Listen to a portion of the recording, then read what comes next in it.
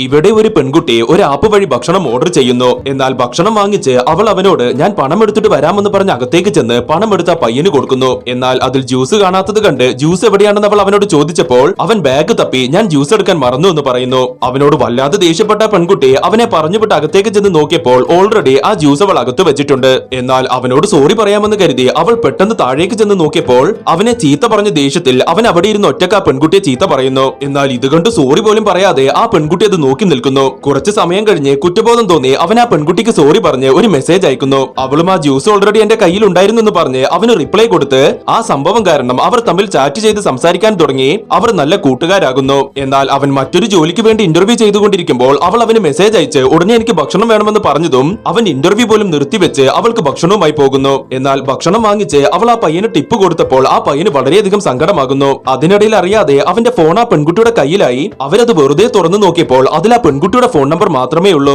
അവന് മറ്റൊരു കൂട്ടുകാരും ഇല്ല എന്ന് മനസ്സിലാക്കി അവൾക്ക് വളരെയധികം സങ്കടമായി. ആ പയ്യൻ അവൻ പകുതിയിൽ വിട്ടിട്ട് വന്ന് ഇന്റർവ്യൂ അറ്റൻഡ് ചെയ്ത് ഒരു വിധേന ആ ജോലി നേടുന്നു. എന്നാൽ അതിനുശേഷം അവൻ ആ പെൺകുട്ടിയുമായി സംസാരിക്കുന്നത് പോലും നിർത്തുന്നു. അവൾ അവന്റെ കൂട്ടുകാരോട് അവൻ എവിടെയെന്ന് ചോദിച്ചപ്പോഴാണ് അവന് പുതിയൊരു ജോലി ലഭിച്ച് അവൻ വിദേശത്തേക്ക് പോവുകയാണെന്ന് അവൾക്ക് മനസ്സിലാകുന്നത്. എന്നാൽ അവൻ പോകുന്നതിന് മുൻപ് അവനെ കണ്ടുപിടിച്ച് അവൾ പെട്ടെന്ന് അവനെ കെട്ടിപ്പിടിക്കുന്നു. എന്നാൽ ശരിക്കും അവന്റെ ഫോണിൽ അവളുടെ നമ്പർ മാത്രം ബാക്കി വരാൻ കാരണം അവന്റെ ചേച്ചിയുടെ മകൾ തലേന്ന് അവന്റെ ഫോണിലെ മറ്റെല്ലാ നമ്പറുകളും ഡിലീറ്റ് ആക്കിയതാണ്.